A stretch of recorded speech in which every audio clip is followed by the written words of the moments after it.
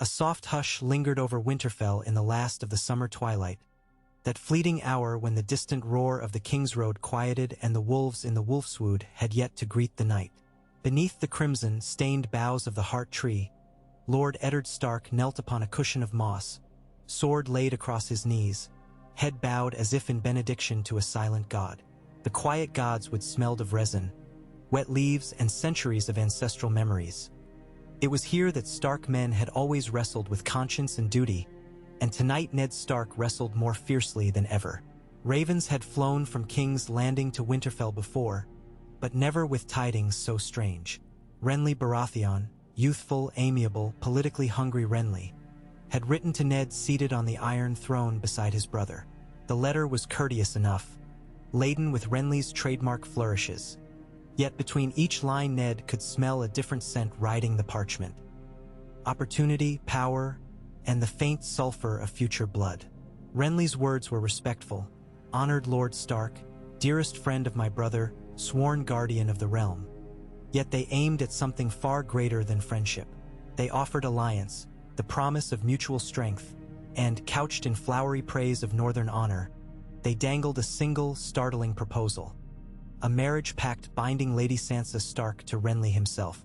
The ink was hardly dry when Maester Luwin broke the seals, and yet Ned felt as if an entire season had cracked open between the moment he first read Renly's request and the hush of this god's wood vigil.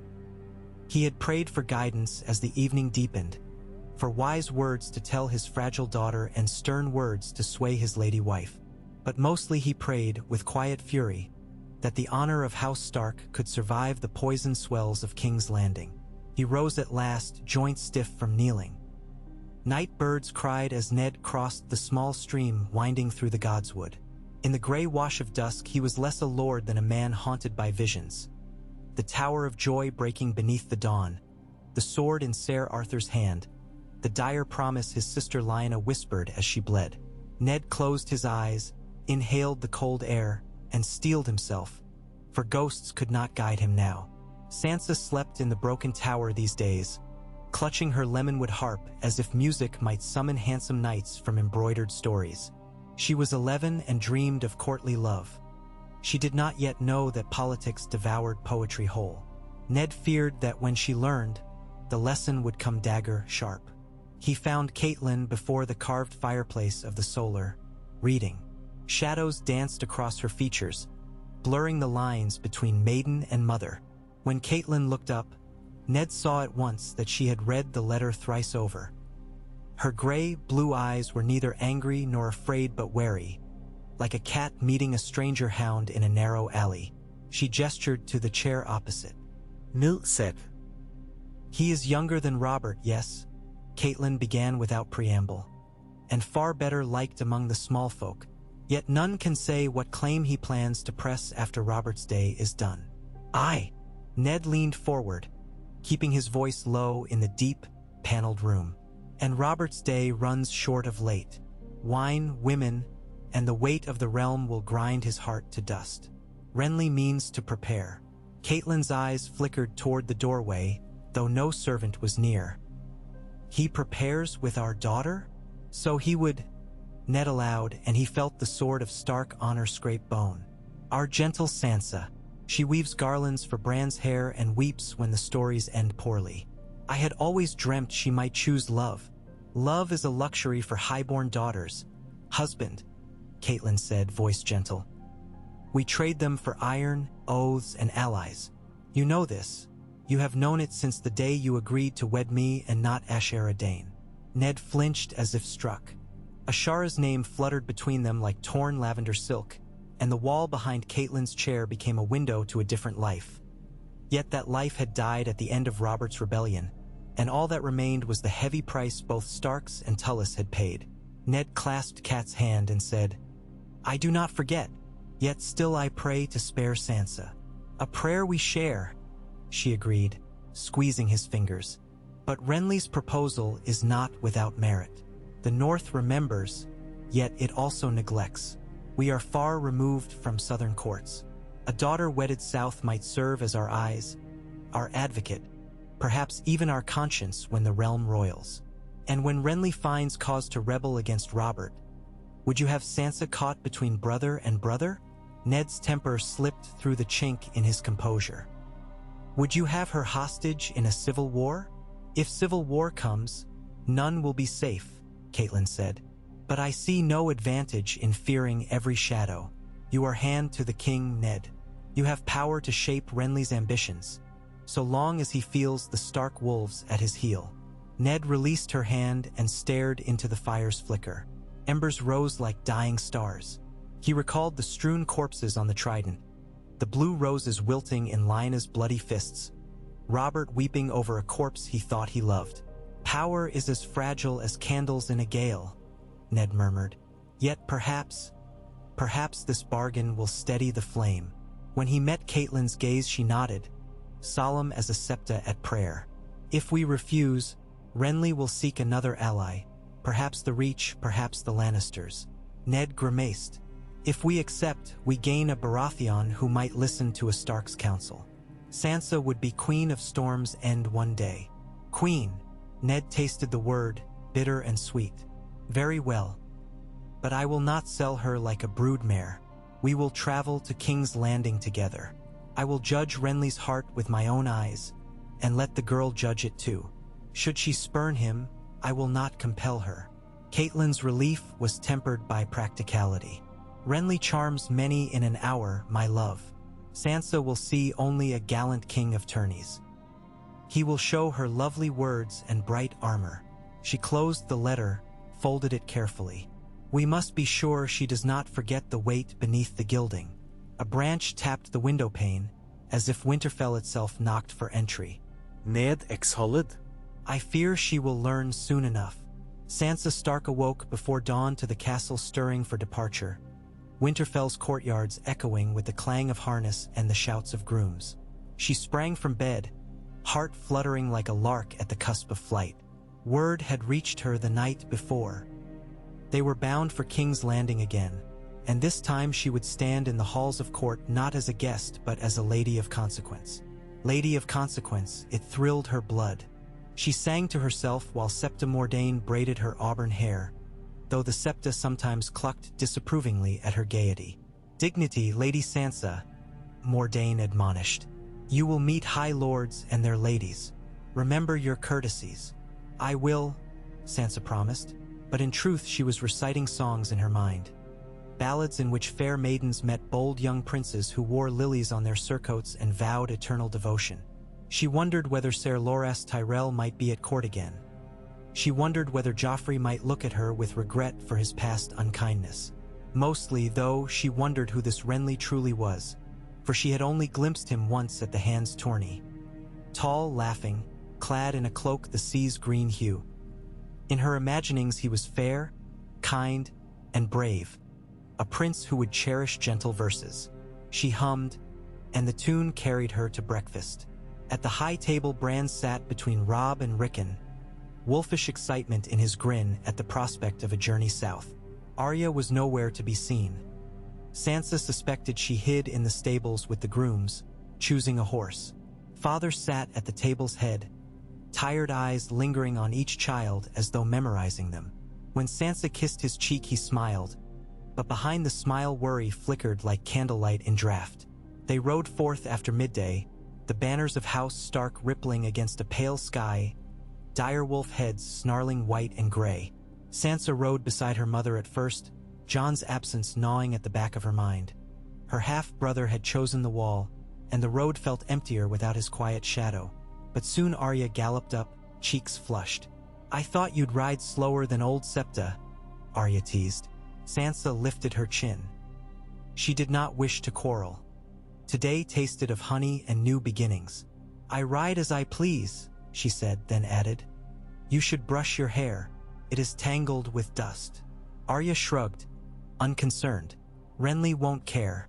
He'll think me a stable boy.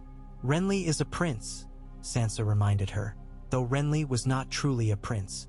Prince, lord, or king. It all blurred into grandeur in her thoughts, and she was to be his betrothed. The word turned her cheeks pink. Arya smirked.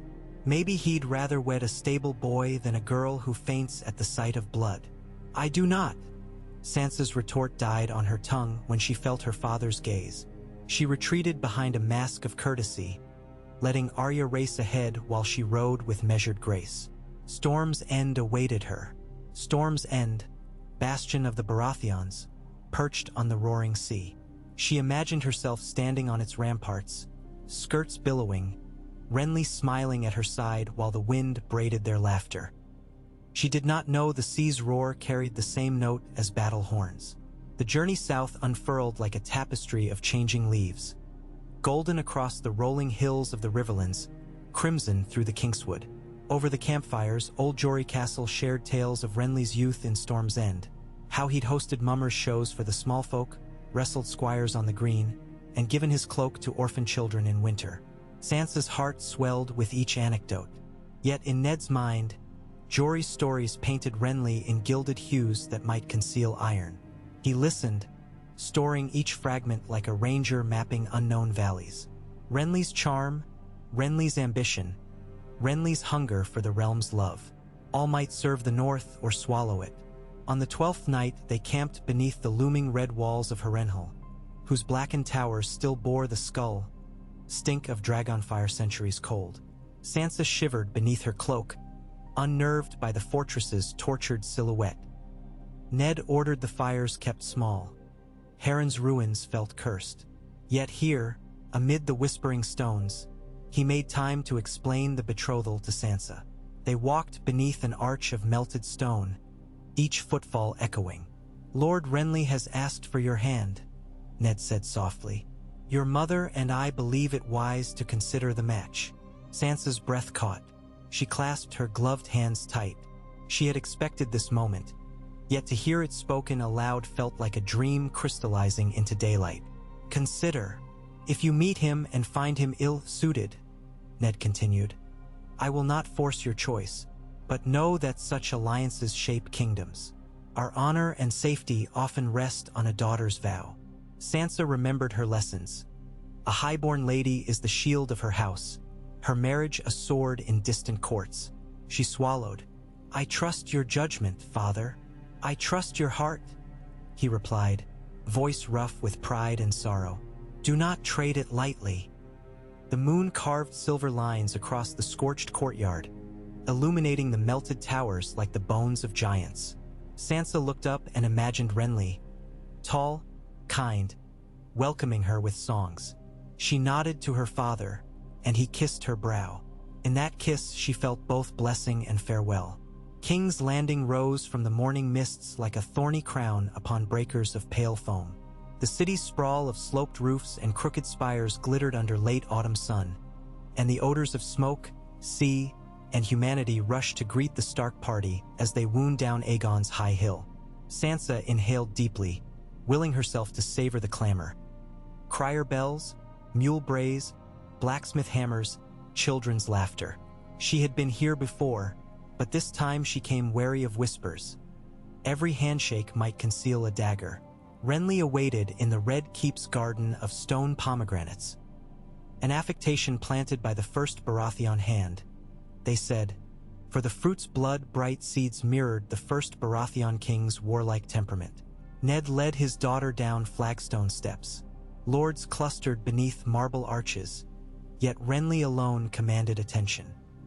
He wore a doublet of forest green trimmed in gold lace, antler sigil embroidered over his heart. The stag's black eyes seemed alive when sunlight struck the gold thread. Renly's smooth face bore only a neatly trimmed beard, his black hair curling boyishly. But in his eyes Ned saw cunning and kindness, and the restless spark of a man who believed the realm his stage. He stepped forward and bowed low. "Lord Stark." His voice was a smooth baritone, pleasant as warmth on winter skin. "And this must be the Lady Sansa. I have heard songs of your loveliness, my lady, yet none equaled fact." Sansa curtsied, cheeks aflame. She saw herself reflected in Renly's gaze. Pale blue gown sewn with white wolves, hair draped in an airy net of silver. She wished she could hold that reflection fast. "Lord Renly," Ned said, courteous but firm, "you honor us." "The honor is mine," Renly replied, then motioned. "Might we walk?" The orange blossoms are stubborn enough to bloom despite the autumn chill. Renly offered his arm to Sansa. Ned watched, senses sharpened, as his daughter placed her hand upon the green silk sleeve. They walked slowly among carved pomegranates and imported citrus trees. Flower scent mingled with the distant stench of the city's gutters. Renly inquired about Winterfell's weather, about Sansa's fondness for reading, about the songs she preferred. Sansa answered, shy but steady, her voice rising when Renly confessed he favored songs of old Valyria. Ned trailed a few steps behind, flanked by Ser Barristan and Ser Davos, who had joined them as courtesy escorts. The King's Guard at a distance, yet there was no sign of Robert, nor of the Queen. Ned wondered at that. At a marble bench, Renly paused. "My lord," he addressed Ned. "May I speak candidly?" Ned inclined his head. "Candid speech is the true measure of trust." Renly smiled. "Then hear me. The realm trembles, even as it dances at tournaments. Robert's health fails more by the month. He pretends otherwise, but a stag cannot outrun his own shadow. When the day comes, his heirs will quarrel, and the wolves of the realm will lift their muzzles to sniff out the meat of power. I would see those wolves guided, not left to devour each other." Ned's jaw clenched. "And you would guide them?" "I would. For the good of the realm, I would. But I am no fool. I cannot guide without strong allies. The Reach loves me, yes, for I love their flowering fields. But the Reach alone cannot balance the Lannisters nor appease the Stormlands. I need a northern star, something steady, unbreakable. I need the North." "You speak of alliances as if they were iron links," Ned said. "But the North is slow to bend. We remember the cold." Renly bowed his head in acknowledgement. "Which is why I seek alliance by honor, not by force. I seek Sansa's hand in earnest, my lord, not solely for banners, but for the promise of a house known for loyalty. I would cherish her, and through her cherish her kin. If I must rule one day, I would have House Stark near my heart to temper my ambitions with their Stark integrity." Ned studied him. He saw no falsehood in Renly's earnest expression, yet truth could ride the same horse as ambition. He rested a hand on Sansa's small shoulder. "My daughter is young, my lord. She dreams of songs and devotions." Renly smiled. "As do we all, if we dare admit it. But songs do not survive war." Ned's voice turned iron. "Swear to me you seek no war." "By the Seven, I swear it." Renly placed a hand over his heart. "I will seek peace so long as peace is just. And should injustice raise its golden lion's head, I would defend the realm with all the power the gods grant me. But I would rather build than burn." The sincerity in his tone was a blade honed by charm. Ned's instincts bristled, yet he also heard conviction. The North needed allies, Sansa needed security, and Robert needed men like Renly, if only Robert could see it. Ned turned to his daughter. "Sansa, do you wish to speak?" Sansa lifted her gaze from flowering orange petals. She met Renly's eyes, then her father's. "I would know Lord Renly better," she said softly, "but he has been gracious. I am honored by his regard." Renly's smile widened, gentle as dawn over storm's end. "Then let us spend time in each other's company, my lady. Courtship is a tapestry woven of patience and sincerity."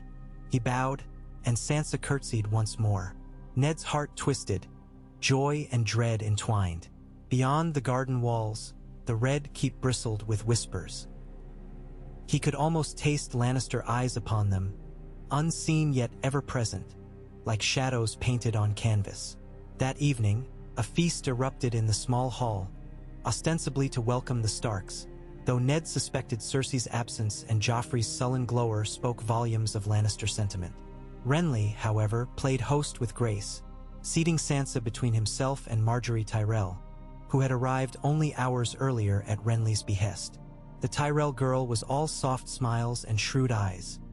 Ned noted how she studied Sansa with the clinical curiosity of one appraising a rival or a friend. Conversation blossomed. Marjorie spoke of the Reach's harvest festivals, the perfumes of Highgarden, roses, apple blossoms, mint fields, while Sansa shared Winterfell's tales of snow palaces and ice sculptures carved for the midwinter feast.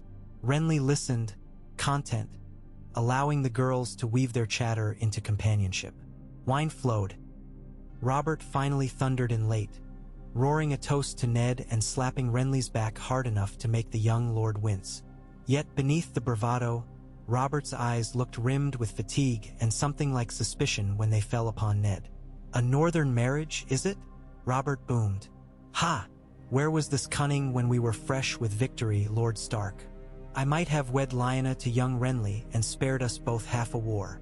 The hall fell abruptly hushed. Lyanna's name flitted like a wounded butterfly. Ned bowed his head. "She was promised elsewhere, Your Grace." "Promised?" Robert snorted and reached for another cup. "Promises break like bones, Ned. Only blood keeps faith." He drained the cup in one swallow, then smacked his lips. "But let the young ones wed. Renly needs a wife, Sansa needs a husband, and the realm needs heirs who are not whelps of Lannister cunning." His voice carried easily across the high table, ensuring every ear heard. Cersei's painted smile remained fixed, yet her emerald eyes narrowed to shards of glass. Joffrey flicked a glance at Sansa before looking away with something like embarrassment. Renly rose with a courteous bow toward the king. "Your blessing humbles me, brother." "Ah, blessing," Robert scoffed. "You'll find there's scarce blessing and plenty bile in a royal marriage. Ask me again after your first year." He barked a laugh, loud and hollow. Sansa felt the table tilt beneath her, as if the hall's stones had loosened. Yet Renly touched her hand beneath the tablecloth, just a brush of warm fingers. She steadied. In his touch she felt the promise of something bright, a far cry from Joffrey's cruel indifference. Ned watched Joffrey's averted gaze, Cersei's tight-lipped silence. Court politics were shifting seas. Any alliance might unmoor others. He drank sparingly, mind ticking through possibilities. If Renly claimed Sansa, the Lannisters might plunge daggers between them, stirring Robert's temper. Stannis lurked at Dragonstone, sullen and suspicious, and across the narrow sea, a dragon queen whispered vengeance. The wheel turned. Days became weeks within the Red Keep. Renly courted Sansa beneath carved arches and along garden paths. He summoned musicians from lists to play the high harp for her. He gifted her a slim book of ancient Valyrian poems bound in jade green leather. Marjorie Tyrell often chaperoned, fluttering beside them like a rose-scented breeze. Sansa's shyness eased, and her laughter grew. She spoke of Winterfell's quiet snows. Renly recounted Storm's End's eternal gales and the thunderous surf crashing below its walls. Ned observed each meeting with quiet vigilance. He saw no unseemly advances. Renly's courtship was respectable, though polished enough to suggest rehearsal. Still, Sansa blossomed under the attention. Her eyes shone. Ned began to believe he had chosen wisely, albeit at the urging of unseen forces. Renly's ambition, Robert's weakening hold, the looming danger of Cersei's scheming. Then the small council convened. It was a chill morning, pale sunlight stretching across the council chamber. Ned arrived to find Renly already seated beside Lord Peter Baelish, who smiled that sly, heavy-lidded smile Ned trusted less than southern honey. Varys hovered near the window, fluttering silk sleeves. Grand Maester Pycelle dozed upright, and there stood Robert, red-eyed, hungover, yet palpably restless, as if some hunting hound inside him had scented blood. "Stannis has quit Dragonstone," Renly announced without preamble. Robert slammed a fist on the table. "Gone? Where?" "Unknown." Renly slid a parchment forward. "Our spies say he left under cover of night with but a handful of loyal knights. His wife and daughter remain." Littlefinger's brow arched. "A bold move, abandoning kin." "Stannis is ever bold," Varys murmured, "though some would say obstinate. Wherever he rides, he will not ride for wine and song." Ned's stomach tightened. Stannis had never shared Renly's charm, but his loyalty to Robert was iron. If he rode without Robert's summons, something dire was afoot. Robert paced. If my brother plays at secrets, he can stay in them. I've wearied of his lectures. Renly's jaw clenched at Robert's dismissal, but he said only, "We must ask why he leaves now." "It may concern the issue of succession," Pycelle croaked. "Prince Joffrey's 13th name day draws near. Lords whisper of the realm's future." Robert snorted. "Let them whisper. My boy will sit the throne when I die. End of tale." Ned stared at Pycelle, then at Renly. The chamber smelled suddenly of smoke and secrets. He thought of Jon Arryn's final words to him, "The seed is strong," and of Stannis' stern honor.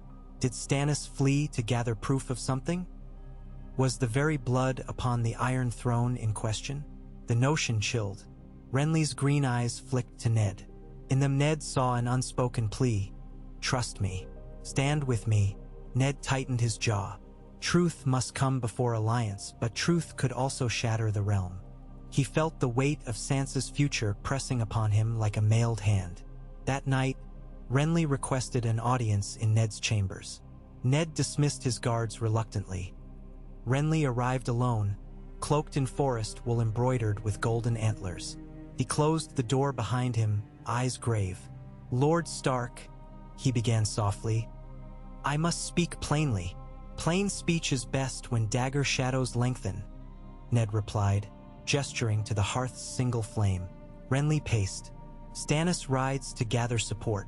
He suspects, no, he believes, Joffrey and his siblings are not Robert's trueborn heirs. On what evidence? Ser Jon Arryn was gathering proof before he died." Stannis continued. Renly stopped pacing, faced Ned. "Your hand. If this truth breaks from its cage, the realm will fracture." Ned exhaled, for he too had followed Jon's trail of bastards and lineage. "Why come to me with this?" "Because you value honor above ambition." Renly's gaze sharpened. "I must admit my own motives. I would claim the throne before Stannis raises banners. I might be younger, but I have the favor of the realm, the love of lords. And with my betrothal to your daughter I would have the north." Ned's heart hammered. "You speak treason, my lord. I speak of saving the realm from war. If Stannis presses his claim and the Lannisters press Joffrey's, swords will cross from the wall to Dorne. But if I act swiftly, crowned by lords and by your support, I can present a peaceful alternative. Cersei will resist, perhaps. Perhaps." Ned barked a short, humorless laugh. "The lioness does not yield her cubs. Then she will find herself against the lords of the Reach, the Stormlands, and the Riverlands. And with House Stark's blessing." "I swore an oath to Robert," Ned said, voice low. "You ask me to break it. I ask you to remember the throne's true purpose, to protect the realm."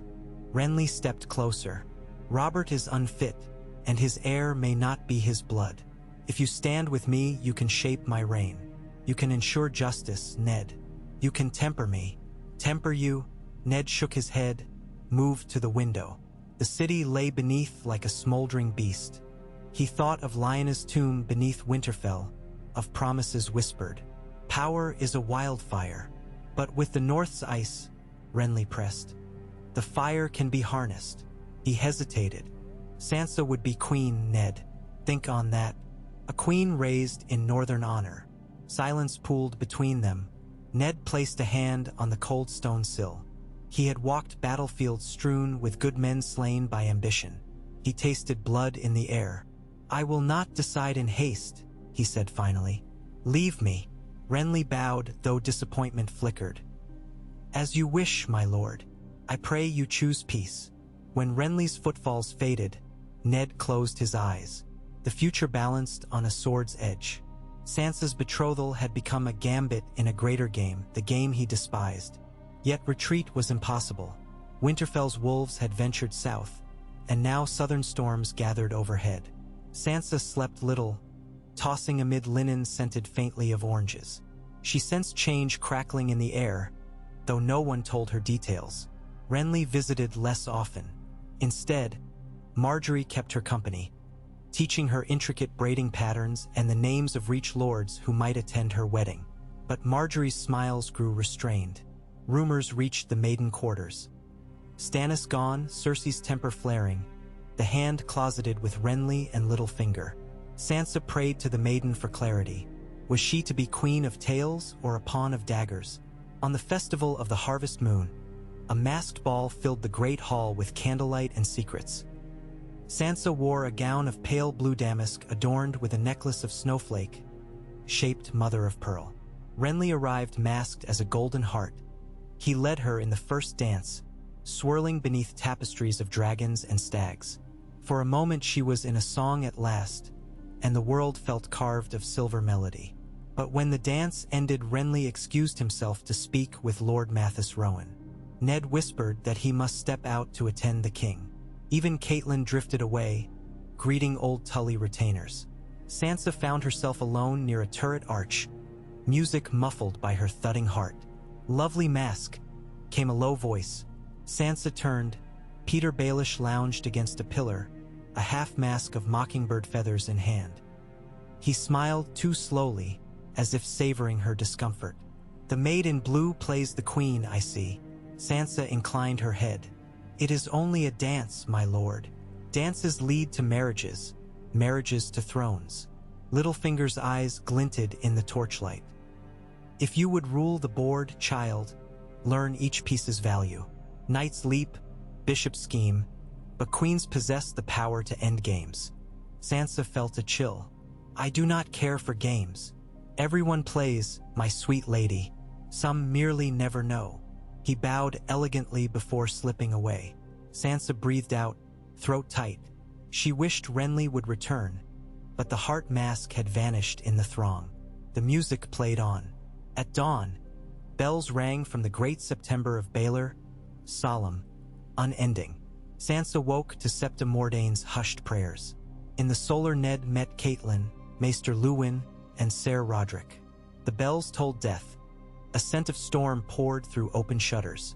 Robert Baratheon, king of the Seven Kingdoms, had died in a hunting accident, gored by a boar, they said.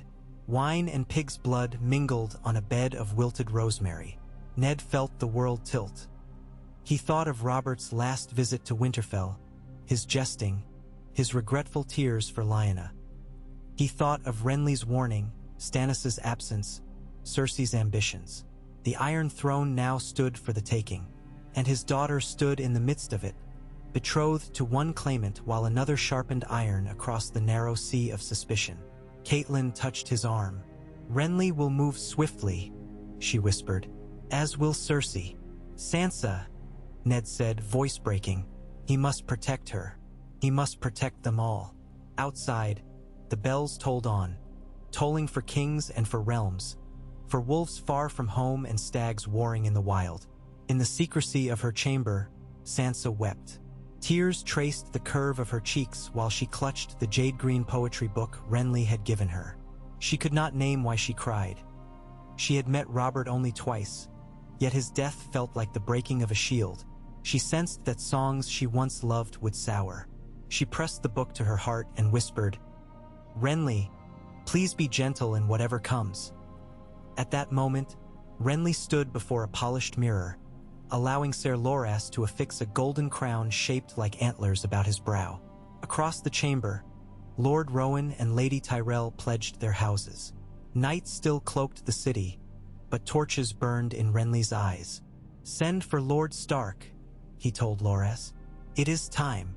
Yet outside Renly's closed door, Peter Baelish walked a different corridor toward the Tower of the Hand, a half-smile curling his lips.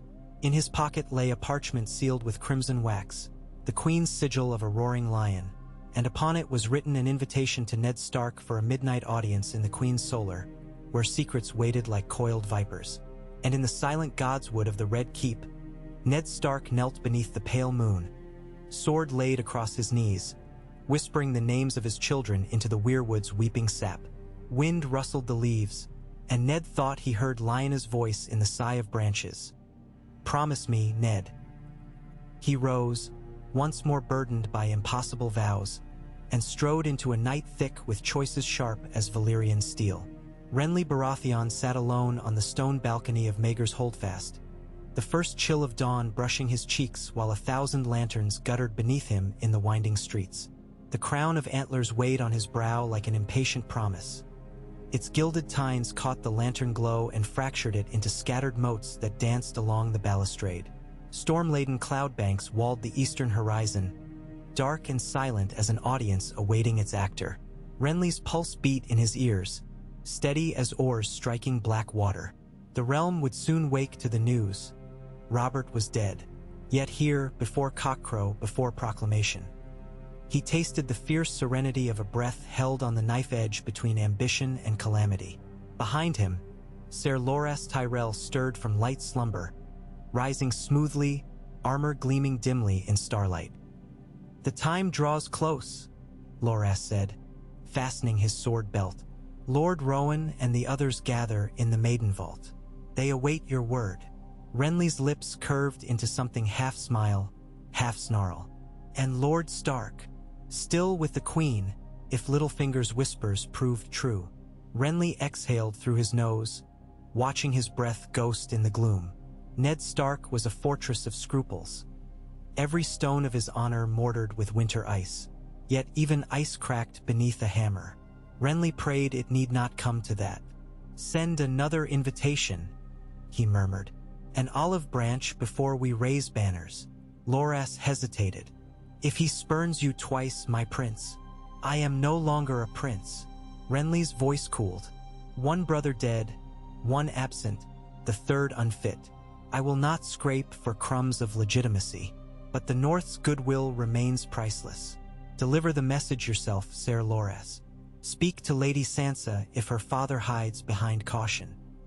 As Loras departed, Renly rested both hands on the cold stone and imagined storm's end under violet twilight, remembering how, as a child, he'd stand atop the drum tower with wind bellowing through his tunic, certain the world belonged to those who dared shout back at thunder. He'd shouted then, and the sea had answered.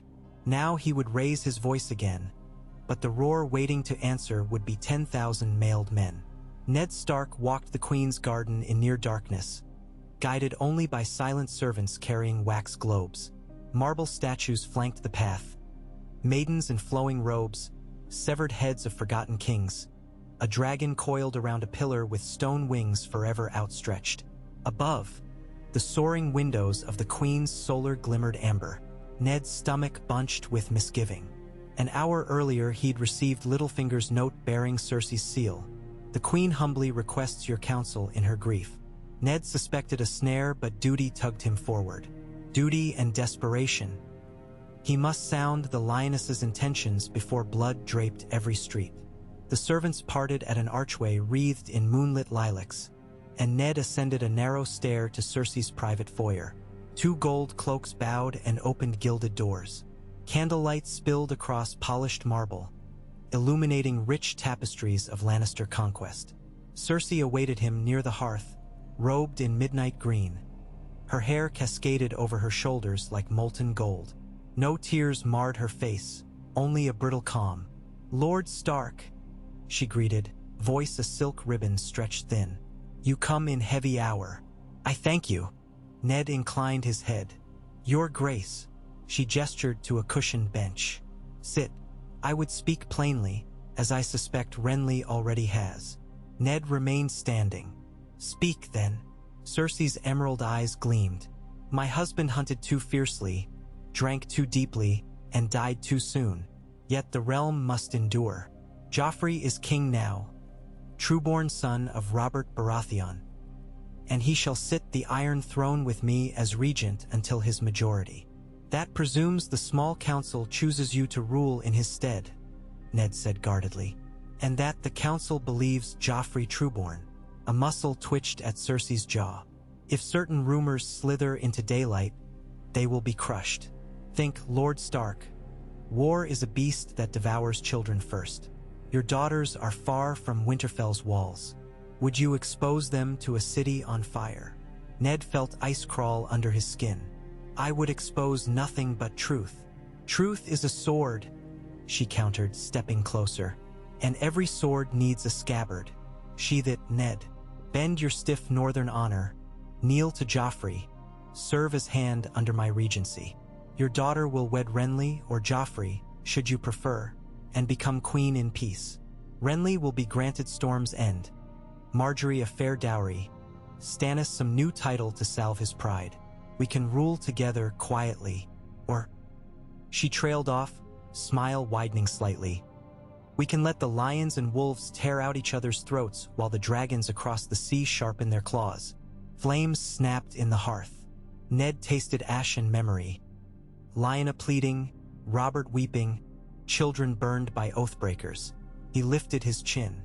"I will not forswear honesty." Cersei's smile died. "Then you will pray your honesty does not strangle your blood." She sighed, shoulders settling like a queen cloaking herself for war. "Go, Lord Stark. Dawn approaches. When Joffrey mounts the throne at noon, I expect your knee bent. Do not fail your family." Ned bowed, stiff and cold, and departed without another word. In the corridor, Littlefinger lounged against a column, half-smirk in place. "We are all players on this board, my lord," he murmured as Ned passed. "Choose your moves with cunning." Ned glared. A board built on corpses. He strode onward, footfalls echoing like drums of approaching doom. Catelyn Stark waited in the solar lent to her during their stay. She paced, betraying the training of a lifetime that taught highborn ladies to glide rather than stalk. A raven earlier from Riverrun reported increased Lannister troop movements along the Gold Road. Lysa's paranoid letters shrieked of shadows in every corridor. And her daughters dared political tempest without comprehension of its violence. Catelyn pressed knuckles to her lips, staring at the modest fire. How could she protect them when foes multiplied like hydra heads? Footsteps, and Ned stepped through the threshold, his face carved of winter stone. Catelyn rushed to him, took his hands. They were cold, trembled faintly. "The queen has set her claws," he said softly. Catelyn drew him aside, lit only by hearth glow. "And she offers peace at the price of lies. She threatens our daughters if we do not bow to Joffrey." Catelyn's breath caught. Sansa's betrothal to Renly stands in her sight. Ned released her hands, fingers flexing as if longing for a sword hilt. "Catelyn, hear me. At dawn I must meet with Renly. He will press for a coup before Stannis acts. Cersei readies her own. We stand between wolf and lion, stag and shadow. Then we must choose quickly," she whispered. "We must choose truth." Ned's eyes burned with unspoken pain. "But truth may doom our girls." Catelyn clasped his face, forcing his gaze into hers. "Whatever choice you make, I stand beside you. But do not barter our children on a gamble of single stroke. Find a path that shields them, Ned. Promise me." He closed his eyes. "Always," he said. Yet he knew promises could break on an anvil of power as easily as hearts. Sansa did not sleep. She perched at her window while the sky paled, pressing fingertips to the cool glass. The city had a different voice in those pre-dawn moments. A hush punctuated by distant gull cries, a muted clatter of carts beginning daily toil. In the courtyard below, torches bobbed as guards shuffled, preparing for some ceremony. Sansa hugged her robe about her shoulders, mind racing. Robert's death, Joffrey's claim, rumors of Stannis, whispers of Renly, and her father's drawn features upon his last goodnight. Something in his eyes frightened her more than any tale of White Walkers.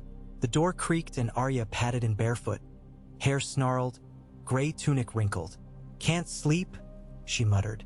"No," Sansa forced a small smile. "You look like you fought the bedding." Arya ignored the jab, joining her at the window. Together they watched dawn's first embers spill across slate roofs. "Everyone's tense," Arya said after a long pause. "The guards whisper. Hound's men are doubling patrols near the stables. I heard Barristan Selmy arguing with Lord Renly tonight." Sansa glanced at her sister. "What did they say?" "Couldn't catch most, but Renly wants something big. Selmy said there's a proper line of succession." Arya sniffed. "Kings and lines. They're all the same. Sharpening swords while small folk starve." "Arya," Sansa's voice trembled. "Do you think?" Do you think father would let anything bad happen to us? Arya's brows knit. Father. She stared out at the waking city. He'd die before that. A silence stretched. Then Aerie, aside and bumped Sansa's shoulder with hers. We'll be fine, she said, tone gruff but oddly comforting. We're Starks. Sansa managed a nod, though her eyes rimmed with tears. She slipped an arm around Arya's waist. Rare, fragile affection. And for a little while they watched dawn together until the city trumpet announced the new day. Ser Loras Tyrell found Sansa in the maiden vault soon after. He bowed, his white and green cloak swirling behind. My lady, Lord Renly requests a moment of your company. Privately, if you please. Sansa's heart fluttered. She followed Loras through quiet passages to a lesser audience chamber overlooking the sea. Dawn's gold flooded through high windows. Renly stood at a map-strewn table, crown removed, hair tousled by early breeze. He turned and offered a gentle smile, but tension hunkered behind his eyes. My sweet lady, he greeted. Forgive me pulling you from rest. I wish to speak before the court stirs. Sansa curtsied. I am at your service, my lord. Renly gestured to the windowsill. They sat. Gulls wheeled above Breaker's Bay, sunlight catching the white caps. Renly took her hand, warmth radiating through glove and glove. Sansa, today may bring tumult. The small council will proclaim Joffrey king, but questions of legitimacy cloud the air. Your father seeks truth above all. She swallowed. Is truth not good? Truth is precious. Yes, but fragile. His thumb traced circles on her knuckles. If men fight over it, many innocents bleed. I would see truth served with caution, not carnage. Your father and I, we differ on method. He paused, gaze earnest. Whatever path he chooses, know that my regard for you remains unchanged. I would see you safe, cherished. Will you trust that? Sansa's cheeks warmed. I will. Renly nodded, relief glimmering. Then please keep to your chambers after breakfast. Guarded.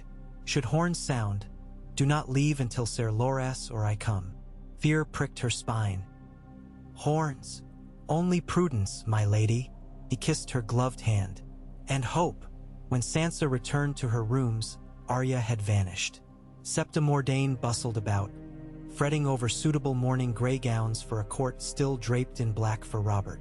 Sansa let herself be fussed over, but her mind churned circles. Horns. Carnage. Truth fragile. In the gloom of the Tower of the Hand's lower council chamber, Ned met Renly at sunrise. The room smelled of parchment and stale candle wax. Only two others joined them. Eddard's loyal Captain Jory Castle and Ser Loras, a silent sentinel. Renly spread a fresh document across the table, parchment bearing the seals of 8 southern lords. Their vows, he said quietly. They support my claim once Robert is laid to rest. Tarly, Rowan, Estermont, Cairn, Oakhart, Penrose, Ferring, Morrigan. More will follow when I unfurl my standard. Ned scanned the seals. Each crack of wax sounded in his mind like a war drum. What of Stannis? He will declare himself, but his demeanor wins few hearts. He is flint, hard and bright, but breaks if bent. Renly's eyes fixed on Ned. Stand with me, and the realm stands a chance of bloodless transition.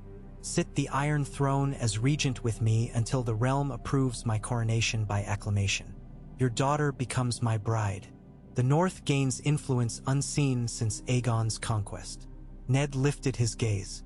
You ask me to abandon royal line and oaths sworn. I ask you to shield the realm from slaughter. Renly's voice roughened. Cersei will strike first. Already gold cloaks answer to her cousin. They will crown Joffrey by noon. Stannis will counter, and rivers will run red. With me you guide the stag. Without me you face snarling lions and vengeful iron. Ned's breath slowed. He thought of Bran's innocent slumber, Sansa's dreams, Arya's fury. He thought of Winterfell's quiet snows where no dragon pit fires burned. He had promised Cat to shield the girls. Could this be that shield? Yet the cost felt like flaying his own honor alive. "I have drawn a letter," Renly continued, sliding another parchment forward. "Robert's final decree naming you protector of the realm. He left it unsigned, but your seal as hand will lend weight. Present it at council, assume regency, delay Joffrey's ascension. While delay reigns, I secure Storm's End and ride to King's Landing with fresh banners. The city opens for me without siege." Ned studied the letter. The hand resembled Robert's, perhaps forged, perhaps copied from a prior missive. The realm thrived on illusions. He closed his eyes. How many children must die so men might posture? He set the parchment down. "I cannot forge a king's word." Renly inhaled sharply. "Then join me regardless. Abandon the Lannister child. Place me on the throne and end this." Ned shook his head. "I cannot break faith. Robert's heir must be proven false or true." Renly's shoulders sagged. "Then we have no time." He straightened, new steel in his stance. "At dawn's full light I depart for Storm's End. If you reconsider, send word." He nodded to Jory, then turned on heel, Loras shadowing him. Ned watched them go, feeling the world narrow into a corridor lined by skulls. Peter Baelish met Ned just outside, breath visible in crisp air. "A busy morning, my lord. Birds chirp of kings unhatched." Ned, Frau Ned. "Out with it." Littlefinger twirled a dagger between slender fingers. Renly departs, taking half the city's gossip with him. Meanwhile, the queen collects signatures to name Joffrey king. He flicked the dagger skyward, caught it expertly. "But the city watch, you might persuade them with a purse or two. Seize Tommen and Myrcella as hostages, arrest Cersei, and piece by piece you topple her board. Then you crown whichever Baratheon you fancy. Perhaps Renly, perhaps Stannis, perhaps yourself." "Stop," Ned growled. "I'll not spill child's blood." "Children bleed whether you will it or not," Littlefinger replied mildly. "If you hesitate, Cersei will move first. And if she moves, Targaryen madness may look merciful by comparison." Ned pushed past him, jaw tight. "Gather the city watch at my command. But they are to keep order only. No blades unsheathed unless in defense." Littlefinger's smile thinned. "As you command, my lord." He bowed with flourish, yet his eyes glittered like a fox scenting snares. The small council assembled just after sunup in the Tower of the Hand. Grand Maester Pycelle wheezing, Varys fluttering, Peter Baelish immaculate, Barristan Selmy steadfast in white. Cersei did not attend. Instead, she summoned them to the throne room for Joffrey's coronation at noon. Ned declared his intention to present Robert's last will, naming him protector at that same ceremony. Faces shifted. Pycelle stroked beard, Varys tilted head like a curious crow. Littlefinger concealed a smirk. "The queen will resist," Varys sighed. "Yet if Lord Stark bears the king's seal, law supports him." "Law and swords," Selmy intoned. Ned nodded. "I will also require the city watch ready to preserve peace. No violence unless forced." His eyes locked onto Littlefinger. "You will arrange?" "Already fluttering on little wings," Littlefinger murmured. "Yet gold wins hearts swifter than honor." "Then we shall spend what coin we must," Ned said, rising. "I move to secure my daughters within the Tower of the Hand. Should strife erupt, protect them above all." Selmy saluted. "By my oath." On her way to the tower, Arya dodged guards and Septa alike, small feet silent along servant passages. Needle was hidden beneath her tunic, Jon Snow's parting gift, her secret friend, and the old dancing master's lessons echoed in her bones. Quiet as shadow, quick as blinking. She'd heard her father tell Septa Mordain to keep her in chambers, but Arya refused to be caged. She needed to see the red keep's pulse, to understand why grown men whispered like frightened boys. She slipped into a gallery overlooking the throne room. Marble columns shielded her vantage. Below, gold cloaks hustled, unfurling crimson banners stitched with roaring lions. Large crates were rolled in bearing bright armor. She glimpsed Cersei regal in morning black trimmed with emerald, one hand upon Joffrey's shoulder. The prince wore a stiff collar that made him look like a scrawny bird in too large plumage. He fidgeted, eyes darting. Near the dais Arya spotted Lord Varys conversing with a tall Sellsword captain of the city watch, Janos Slynt. She remembered. The captain's thumb traced the pommel of his sword.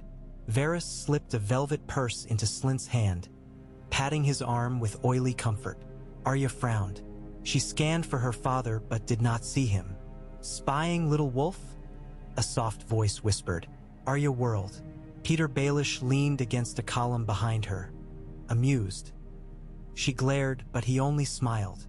"Run along to your nursemaids. Today is no game for pups." Arya's fingers tightened on needle, but she forced herself to slip away, heart pounding. She would warn her father something felt rotten. Sansa waited in her chamber, pacing in nervous circles. Septa Mordain recited prayers, but Sansa hardly heard. Outside, horns blared, the first call for assembly. She peeked from the balcony and saw crowds streaming toward the throne room doors. A hush of anticipation clung to the air. Sansa pressed hands to her stomach. Where was father? Where was Renly? A loud knock and Loras Tyrell entered, helm under arm. "My lady," he said, face tight. "Lord Renly begs you join his retinue now. We depart the city at once for Storm's End. You will be safe there." Sansa stared. "Leave? Now? Without father's blessing?" Loras stepped closer. "The queen moves against your house.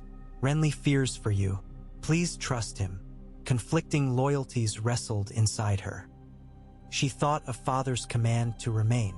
Yet Renly's earnest eyes this morning, his plea to trust, her heart twisted. "Arya," she stammered, "I must find my sister. We have no time. Renly rides." Tears blurred her vision. She looked to Septa Mordain. The Septa shook her head, as if cautioning obedience. Sansa wiped tears, lifted her chin. "I will not abandon my family." Loras inhaled, then offered a sober nod. "Then stay and keep faith. May the Seven shield you." He pressed a folded parchment into her palm. "If peril finds you, read this." He departed swiftly, cloak snapping. Sansa clutched the note, heart hammering. She tucked it inside her sleeve. Horns blared again. In the throne room high above, the Iron Throne glinted like a nest of blades hungry for blood. Cersei stood beside it, Joffrey in front, High Septon behind chanting somber scripture. Lords filled the benches, a restless sea of silks and steel. Gold cloaks lined the walls, their captain Janos Slynt watchful. The air tasted of incense and treason. Ned marched down the aisle with rangy strides, flanked by Ser Barristan Selmy and his own men, each clasping the wolf's head brooch of House Stark. He sensed hundreds of eyes pierce him, some pleading, some plotting. Littlefinger glided at his heel, expression unreadable. At the dais, Ned halted. He faced Joffrey. The boy's chin jutted, but fear lurked behind arrogance. Ned bowed stiffly to the queen, then produced a sealed parchment, Robert's true last will, signed this dawn on his own orders, falsified signature by Grand Maester under Ned's instruction. He unrolled it, voice ringing. "King Robert Baratheon, in his final hours, named me protector of the realm, to rule as regent until his heir comes of age. Here is his word." Gasps rippled. Pycelle tottered forward to examine the seal. He squinted, murmured, nodded reluctantly. The High Septon paused prayers. Cersei's smile froze. "Lord Stark's pen scratches louder than a boar's tusk, it seems." She stepped down, green eyes blazing. "Yet we have a king, my son, who needs no nursemaid regent. Kneel, Lord Stark, swear fealty, and keep your head." Ned's grip whitened on the parchment. "I serve the realm, not self-proclaimed titles." Joffrey's claim must be examined. Gold cloaks shifted hands on spears. The throne room tensed like a drawn bow. Ned turned to Janos Slynt. "Captain, in Robert's name, secure the queen and her children until questions are resolved." Slynt blinked, then slowly smiled. "As you command, my lord." He raised an arm, and 50 gold cloaks surged not toward Cersei but toward Ned's men. Chaos erupted. Swordsrang. Ser Barristan slammed shield into first assailant, roaring for order. Ned spun, heart plunging. Littlefinger's dagger pressed suddenly to his ribs. "I did warn you," Baelish whispered, breath sweet with mint. "In the Game of Thrones, keep your eye on the prize, not on honor." He wrenched Ned's dagger belt free, kicked his knee. Ned staggered. Wolf-clad guards fought valiantly, but gold cloaks outnumbered. A spear but cracked Jory Castle's skull. Selmy cut a bloody path, but even he faltered under weight of numbers. Janos slint pøntet bladet at Ned. In the name of King Joffrey, seized the traitor. Hands yanked Ned down. Steel bit his cheek. From the dais Cersei watched, expression unreadable. Joffrey's voice cracked as he squealed, "Kill him!" Cersei laid a restraining hand on her son's arm. "Not yet," she murmured, but the hall still heard. "The traitor will confess first." Ned's knees slammed marble.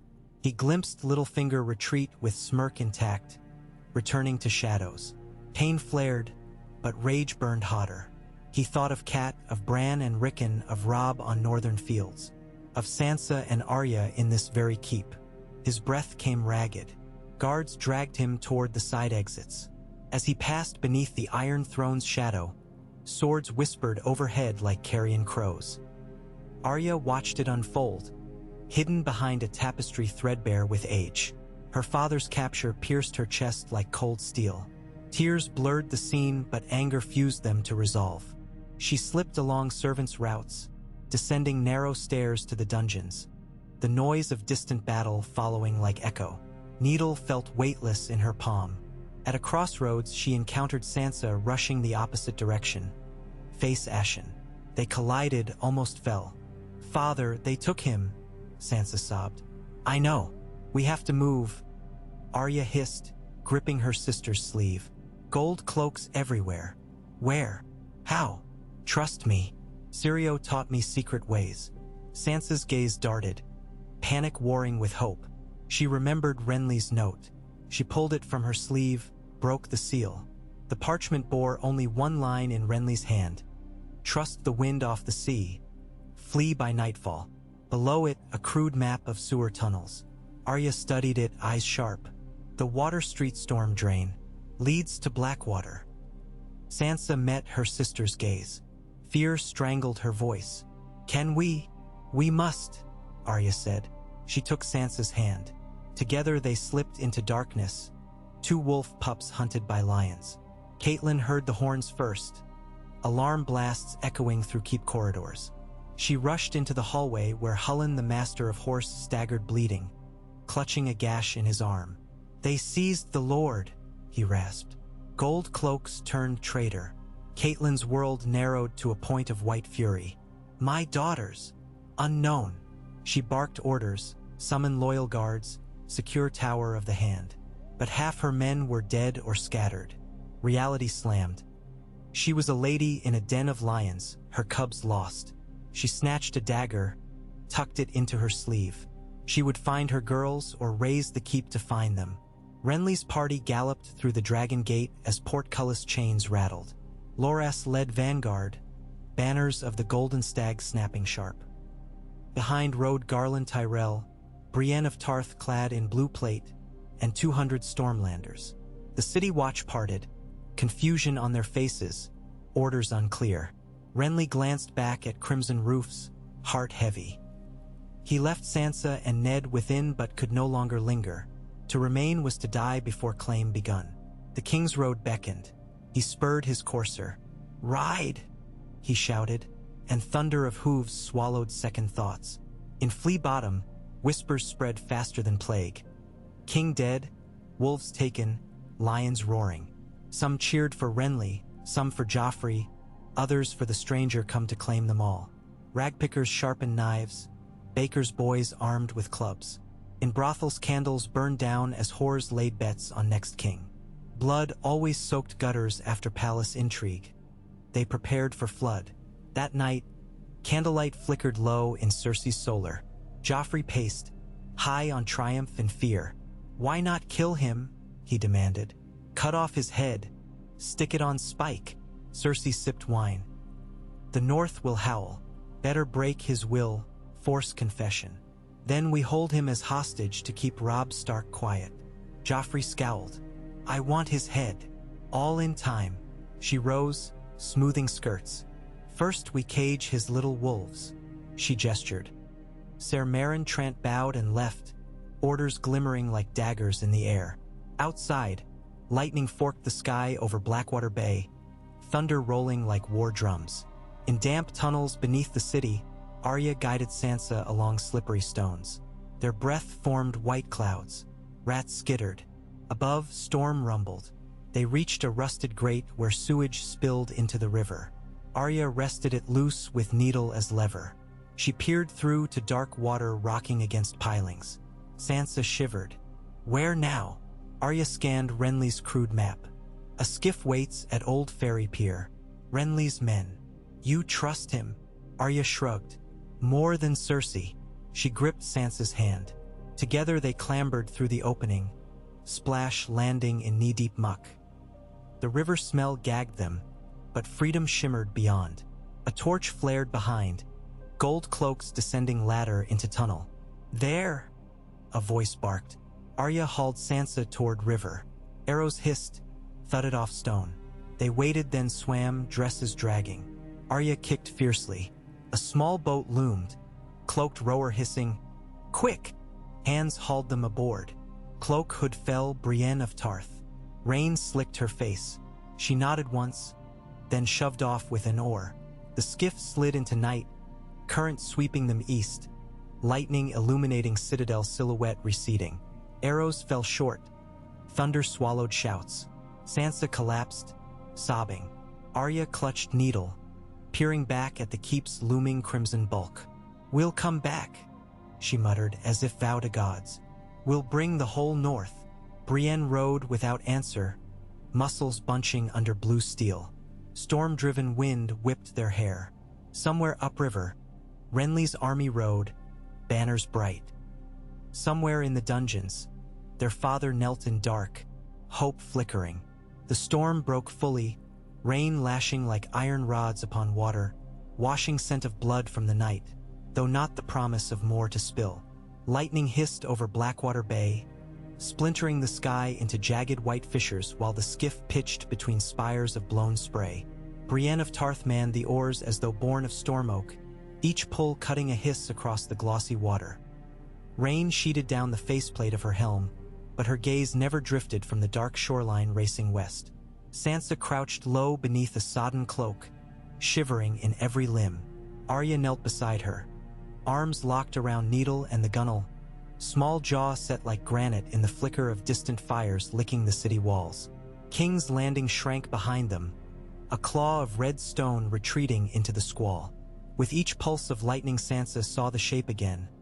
Tall walls, barbed towers, a monstrous crown devouring its own. Hold fast, Brienne said over the roar of wind. Storm's End is 2 days by horse once we land, but we must reach the inlet unseen. Sansa hardly heard. Ned's face filled her mind, drawn and bleeding. Bene. ADH the iron canopy, Littlefinger's dagger pressed to his ribs, gold cloaks hauling him away. She tasted copper each time the memory returned, as though she had bitten her own tongue. Rain blurred tears from her cheeks into the sea. When the skiff grounded upon marshy flats south of the Blackwater, the night was at its darkest. No stars, only the muffled drum of surf and the hiss of reeds. Brienne lifted both sisters easily, one on each arm, and set them upon firmer earth. A rangy bay warhorse waited tethered behind a deadfall of driftwood, 2 lean palfreys beside him. A lantern winked, revealing Ser Garland Tyrell in a slick cloak of moss-green oilcloth. He bowed quickly. Lady Sansa, Lady Arya, with me now. A score of Renly's outriders screen the road, but we must outrun Lannister scouts by dawn. Brienne helped Sansa mount the middle palfrey, then swung astride the warhorse herself. Arya clambered onto a shaggy chestnut and found the stirrup straps too long. Brienne produced a knife, sliced leather free, and knotted them higher without a word. Arya's eyes glinted thanks. They set off at a measured trot, Garland leading, Brienne rearguard. rain pattering upon mailed shoulders like countless thrown coins. They rode through reed-choked wetlands until the mud turned to coarse sand and sand to hardpan fringed with thorn scrub. At times distant torch glows, Lannister pickets on the Rose Road, glimmered faint before Brienne steered them deeper into tangled gullies. Hoofbeats thudded like muffled hearts. Sansa rode numbly, every jounce carving fresh ache across her spine. Once her mare stumbled. Garland circled back, steady hand on her reins. "Courage, my lady. Dawn comes, and with it the Reach's banners." Sansa managed a nod. Arya, riding behind, grunted. "If any banners ride at us without wolf heads, I'll put needle in their eye." Garland let slip a gentle laugh, more serious than mirthful. He pressed onward. They camped at sunrise beneath a stand of black pines on a limestone ridge. Garland's outriders ringed the camp. Their captain, Ser Rabar Royce, whispered that Lannister patrols prowled 5 miles east, but the rain hampered pursuit. Brienne unpacked dried beef, waterskins, and honey-dipped oatcakes. Sansa ate without tasting. Exhaustion dragged her into a shallow slumber, curled in a cloak against Brienne's cuirass while the tall woman kept silent watch. Arya did not sleep. She ascended the ridge, peering south. In clear weather storms, En's ramparts would be visible, but cloud banks devoured the horizon. She imagined Robb in Winterfell's great hall hearing raven news of their father's arrest and their flight. She imagined the Great John roaring, swords drawn, men of the north massing beneath direwolf banners. A thrill of anger and hope mingled. By afternoon they rode again, this time through stretches of gnarled oak whose leaves clung stubbornly despite autumn wind. The Rose Road forked west toward Highgarden. They kept to the harsher Stormlands track, little used since Aegon's conquest. Once they overtook a pair of hedge knights fleeing King's Landing turmoil. Brienne exchanged curt greetings. When she invoked Renly's name, the knights begged to join his banners. Garland accepted, though he pressed them to swear before the Seven they bore no Lannister coin. Sansa listened in weary wonder. Alliances shifting like tide pools, men trading oaths as easily as cloaks. 2 days later, Storm's End rose above the sea mist. A titanic drum tower and ring wall carved of weather-beaten stone the color of drowned slate. Thunder boomed behind them, but here the air smelled cleaner, full of brine and wind-whipped thyme. Sentries hailed, the gates opened, and torches lit the cavernous tunnel beyond.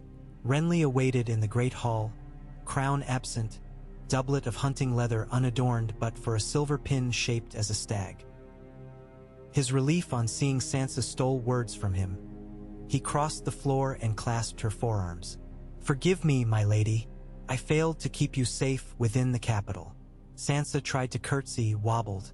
Renly guided her to a bench near the towering hearth whose blaze roared high as 2 men.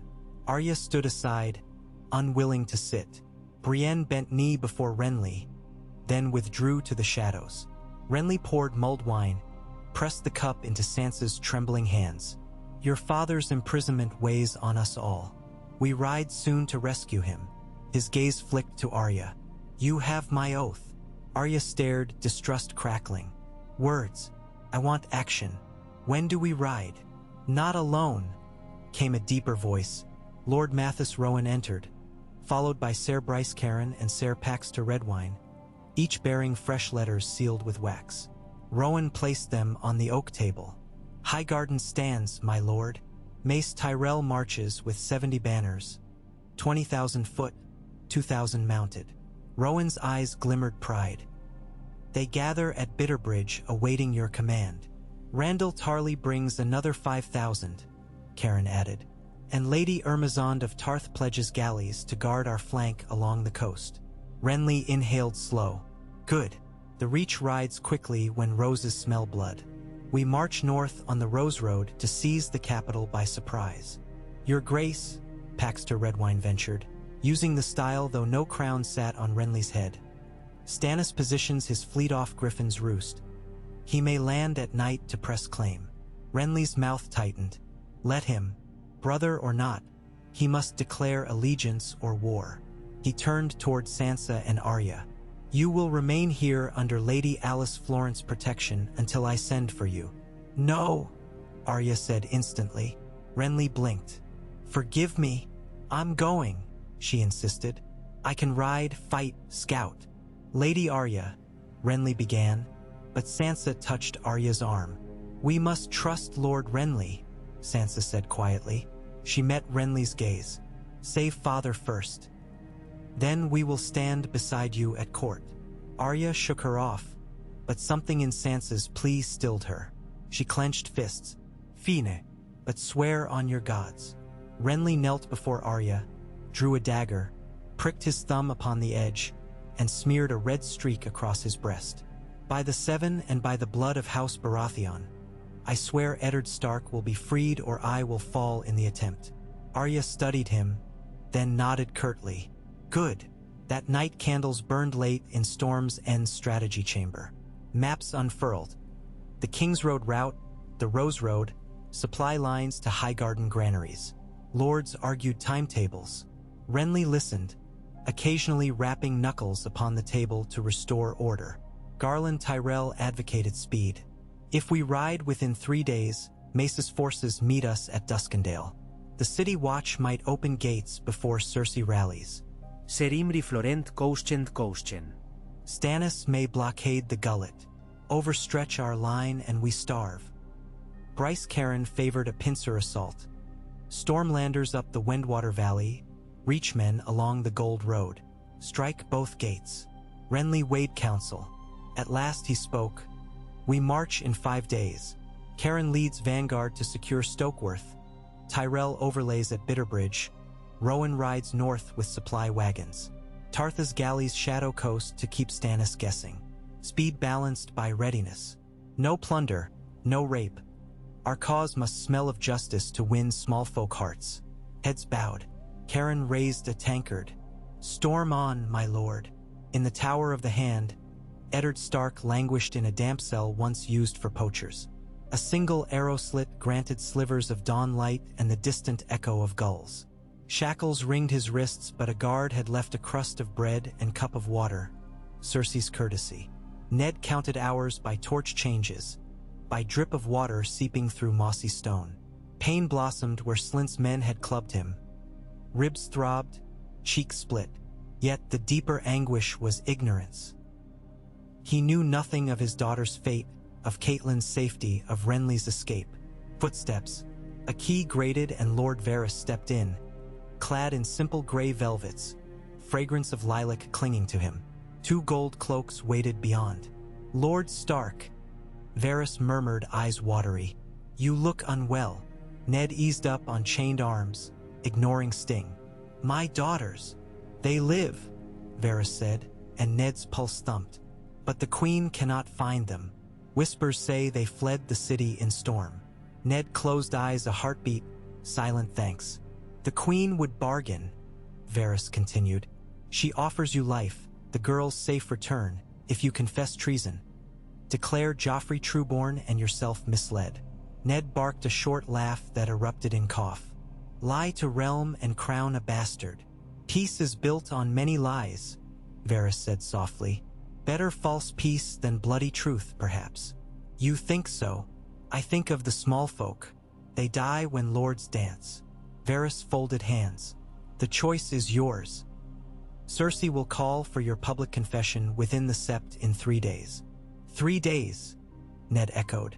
Enough time for riders to marshal beyond her walls. Varys's mouth twitched. Kings rise swiftly in times of weeping. Renly gathers rosebuds, Stannis tempers iron. But the lioness holds the cubs. And you, he bowed, pray, my lord, that whichever king arrives first brings mercy. He departed, leaving Ned alone with thoughts thrumming like battle drums. He had once told Cersei. When the axe fell, he would tell Robert. Now Robert was gone. The axe hung suspended above the realm, and his own neck braced the block. Could he confess? Abandon honor to save daughters? The question gnawed bone. Robb Stark paced beneath Winterfell's icy ramparts while gray dusk thickened. Ravens from the south delivered splattered reports. Ned arrested, Sansa and Arya missing. Gold cloaks turned. Renly fled, Stannis at sea. Maester Luwin stood with rolled parchments clutched. cheeks pale. The Great John argued that Robb must call banners, march south and shatter the Red Keep. Roose Bolton calmly suggested waiting. Let lions and stags maul each other, then collect the spoils. Robb's dire wolf, Grey Wind, prowled restlessly, sensing Master's agitation. At last Robb spoke. We ride. Every house loyal to Stark answers. I will bring my sisters home and my father alive. Luwin sighed. War will cost thousands. Robb's eyes hardened to steel. Then let the cost fall on those who took him. Send the ravens. The north moves at dawn. Great John Umber roared approval. Younger lords, Karstark, Hornwood, Tallheart, echoed. Even Lord Bolton inclined his head. Soldiers erupted in cheer. In the Godswood that night Robb knelt before the heart tree, asking the old gods for courage, and for the snows to hold a while longer until the wolves were south. Catelyn Stark, still in King's Landing, hid within the abandoned stable loft of the Crackclaw in near the Mud Gate. Her household guard dwindled to 4. Hallis Mullen, Desmond, Jax, and her sworn shield Mark Piper.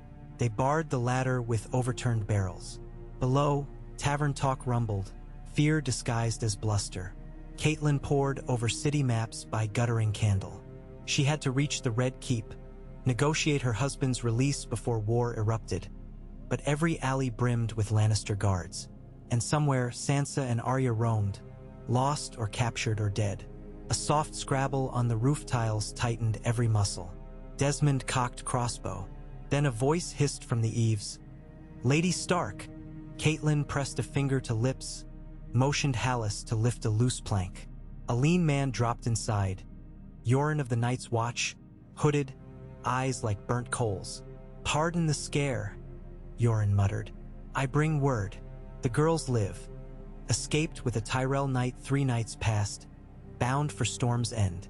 Relief staggered Catelyn. She sank to her knees. Tears kissed her palms. She touched Yoren's sleeve. You swear. Swear on my oath, Yoren said. Brother of the Watch lies not. We've naught but honor left. Catelyn steadied. Then my task is clear. She rose, voice cold with resolve. We must free Eddard. Yoren scowled. You'll not breach the keep, but perhaps reach him. I know tunnels ratcatchers use. I can guide a small band within. Then we go tonight, she replied. And so plans formed in whispers while thunder drummed on slate, as though the old gods beat war songs across the darkened sky. South of the Mander, Lord Randall Tarley drilled infantry among ripening barley fields. He barked commands, halberds bristling like iron wheat. News of Robert's death stiffened his already rigid spine. When Renly's raven arrived, he studied the green wax, cracked it, then nodded once. Sound assembly, he told his herald. We ride to Bitterbridge. Within hours, 5,000 disciplined men broke camp. Wagons rattled under storm clouds, banners of huntsmen on orange field flapping. Randall's son Samwell watched, heart heavy. He had dreamed of Old Town's quiet scrolls, not of war for thrones. But duty pressed him onto a horse behind his father's column. War trampled dreams first. Stannis Baratheon stood on the forecastle of Fury, flagship of his fleet, watching Dragonstone's volcanic cone recede into gloom. Melisandre of Ashai glided beside him, scarlet silk clinging to her like living flame. The Lord of Light shows shadows in the flames, she murmured. I saw a stag crowned in fire, devoured by a lion of golden light. Then another stag pierced the lion's heart, but fell thrashing to a wolf grown enormous. Stannis's jaw tightened. Riddles. Prophecy, she corrected. The crown is yours by right, my lord. Yet the Wolf King comes. Only the Lord's chosen champion may stand against darkness.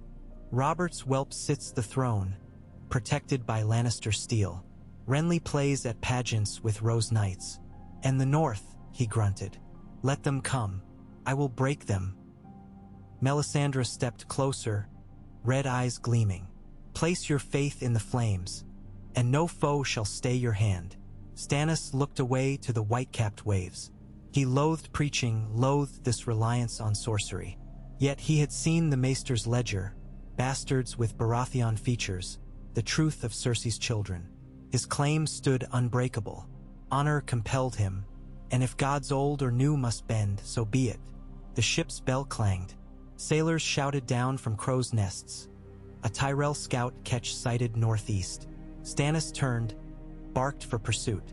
Siege must wait. First he would cripple Renly's alliances at sea. Within the dungeons of the Red Keep, Ned Stark's world shrank to torchlit corridors lined with rust and echoing groans. On the second day, Cersei herself descended, accompanied by Ser Meryn Trant and 2 gold cloaks. She carried a lantern whose glow painted her cheeks in molten orange. "Lord Stark," she greeted, voice almost tender.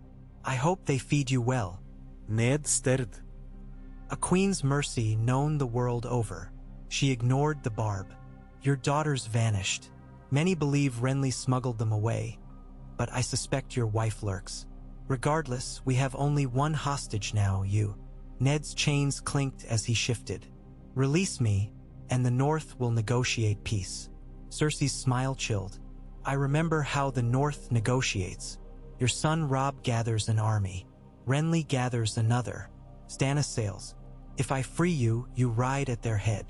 Or I curb their rage. Only if you kneel and confess. Joffrey demands it." Ned thought of Joffrey's thin face, cruelty blooming like red weed. He thought of Sansa, who once loved that boy's smile. He thought of Arya's defiance. "I cannot." Cersei studied him. "Honor can be the noose. Consider if your children's lives are worth your pride." She turned, lantern halo fading as she left. When footsteps died, Ned leaned against damp wall, breath shaking. He closed his eyes and spoke to the old gods, though miles from sacred tree. "Bran, Rickon, Robb, be safe. Cat, be strong. Girls, run free." He pressed shackled wrists to brow. The cell pulsed with shadows, but in the hollows of those shadows he heard faint howls. Wolves riding stormwind from the north. On the 5th dawn after Robert's death, the Rose Road shook beneath the weight of 80 banners and 40,000 men. Renly rode at their head, clad in stag-antler helm wrought new the night before, twin heart feathers streaming. To his right rode Ser Loras in full tourney regalia, despite protests. To his left, Ser Bryce Caron bearing the war standard. A stag in green field rampant over golden crown. Peasants knelt beside the road, some cheering, some silent with fearful hope. Renly bade coin tossed to children bred to hungry. He knew image was steel-tempered with sugar. Yet inward he felt heavy. Each mile south meant fewer days to rescue Ned before Cersei acted. Time galloped. At Duskendale they met the first Lannister scouts, 20 riders, crimson cloaks snapping. They fled at sight of the host. Renly ordered pursuit but cautioned no slaughter of farmers. He needed the realm to see him as savior, not reaver. Word flew ahead on sparrow wings. The rightful king comes, the laughing lord crowned at Storm's End, Robert's brother with Wolf Bride. That night in the candlelit command pavilion, Lord Rowan delivered urgent tidings. Robb Stark crossed the neck, 20,000 northerners at Moat Cailin. Renly's council erupted. Some feared three-sided war, others scented opportunity. Renly dismissed them at last, only Garland remaining. "She is your betrothed," Garland reminded softly. "Her brother is now king in the north by right or revolt. Treat him thus." Renly rubbed his temples. "Right? Invite Robb to alliance. Promise justice for Ned. And crown for Sansa," Garland added, smile wry. Renly managed a weary laugh. "If we survive, there will be crowns enough to bury half the realm." On the next southern causeway, Robb Stark watched moonlight reflect off floodwaters glimmering around Moat Cailin's crumbling towers. His host pressed south. Karstarks, Umbers, Manderleys, 1,000 mountain clansmen under Greatjon's whoops. Scouts brought word of Lannister host mustering west. Southern roads clogged. But tales of Renly's coming forced recalculations.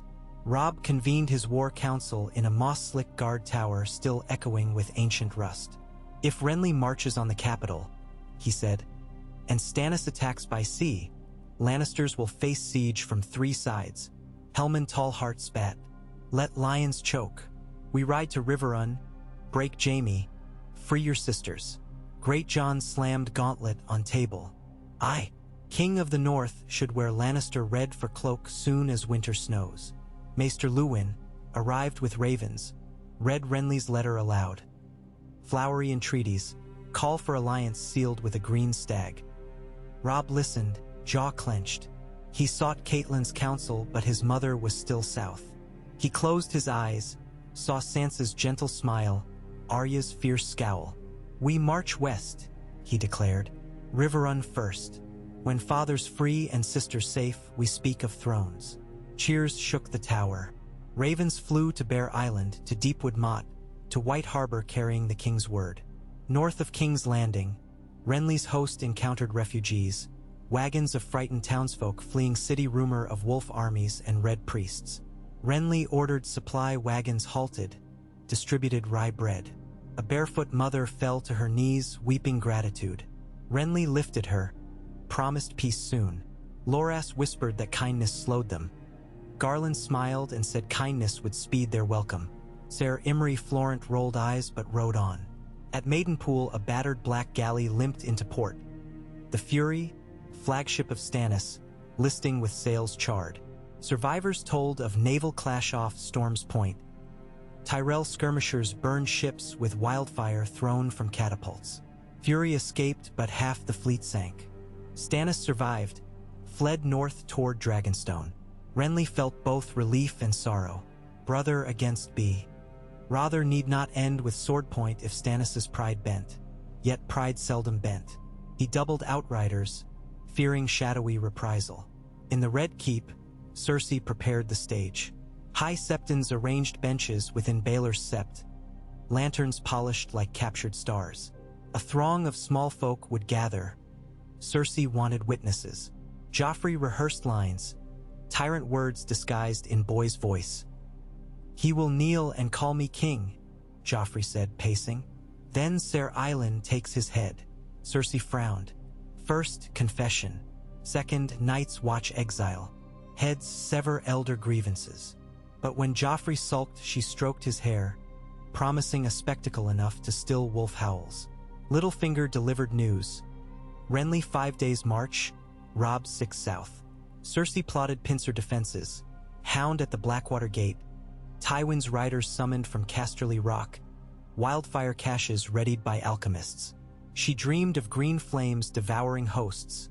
The Mad King's ghost applauded, but her smile never cracked.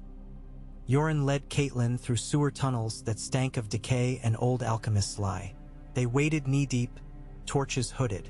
Mark Piper carried rope and iron files. Hallis Malin clutched a mace. At a grilled portcullis, Yoren halted. Cellars of the White Sword Tower, he whispered. Kingsguard barracks above. Catelyn pushed wild hair from her face. And Ned, 3rd level below. He withdrew a ring of stolen keys, passed them to Piper. I'll silence the gatekeeper. Before Piper could ask, Yoren slipped ahead like a rat. Minutes later, the portcullis rattled open. They hurried past slumped guard reeking of cheap wine. Stone steps spiraled down, torches sputtering. At the first iron door, Catelyn heard groans, wounded men. Next door, snoring. Third, silence. Piper inserted a key. Click. Hinges creaked. Ned Stark sat chained to the wall, head bowed, beard matted. He raised eyes, shock widened them, then joy blazed. Cut. She flew to him, cupping his face.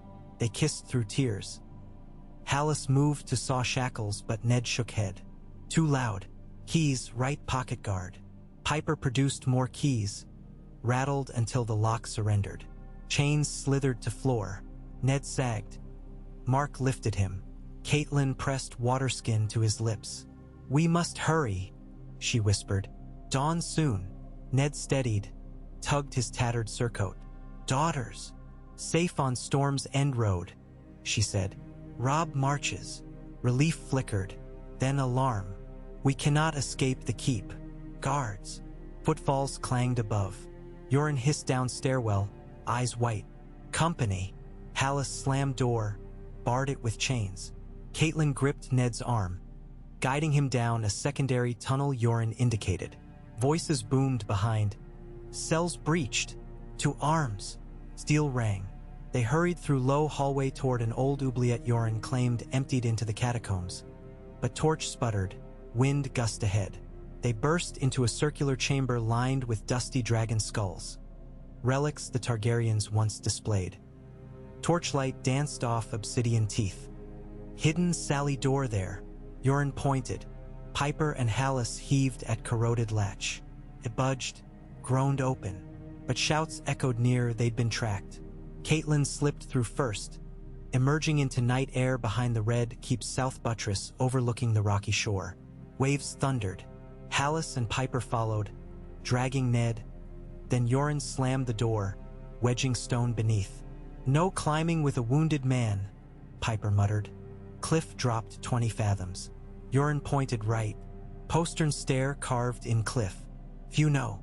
They limped along narrow ledge, salt wind slashing, until ancient steps revealed themselves, half eroded. Catelyn and Hallis supported Ned downward, step by step. Torches flared far above. Guards on battlement. Arrows hissed but glanced off rock. At the base they scrambled onto Shingle Beach where a low-decked fishing skiff waited, Yoren's earlier theft. They pushed off just as Lannister archers reached top of steps. Shafts splashed around them. 2 struck the gunnels. 1 grazed Catelyn's arm. She grimaced but rode. Ned, collapsed in stern, whispered instructions. Tide pulled northeast, steer toward the mouth of the Blackwater. Yoren and Hallis rode with fury. Behind, Baelor's September bells tolled dawn. Time for execution that would not come. Cersei strode into Ned's cell at sunrise, flanked by Ser Meryn. Ready script in hand. Empty chains clattered against stone. Her breath caught. Fury ignited. She spun on Meryn. Find him. Find them all. Within an hour, the city roiled with alarm. The Queen's ravens flew to every watchtower. Traitor Stark escaped. Rewards promised gold and lordship for his head. Hounds scoured taverns, piers, the Silent Sisters' leper dens. Boats searched river. But Blackwater's currents hid many secrets. That afternoon, Grand Maester Pycelle brought troubling news. Wildfire stores dwindled, half mysteriously gone. Littlefinger smirked but said nothing. Varys only murmured. Perhaps the flames favor other masters now.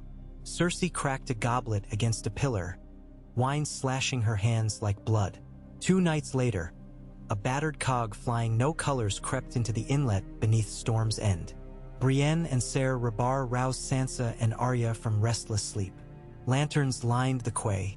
When the plank dropped, Ned Stark emerged, helped by Catelyn, bearded, bruised, but alive. Sansa's gasp melted to sob. Arya sprinted, flung arms around father as Brienne shielded them with her cloak. Renly descended the keep stairs, cloak billowing. He halted, eyes shining. "Lord Stark," he said, voice thick. "Welcome."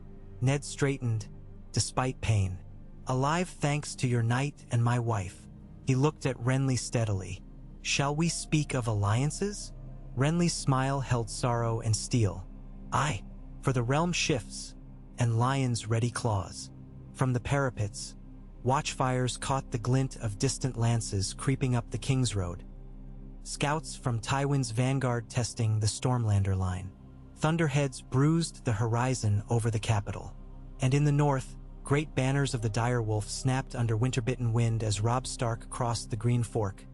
Every beat of his heart counting down the moment wolves would meet lions, stags would clash, and the realm would learn which oath held true when honor was hunted through shadow.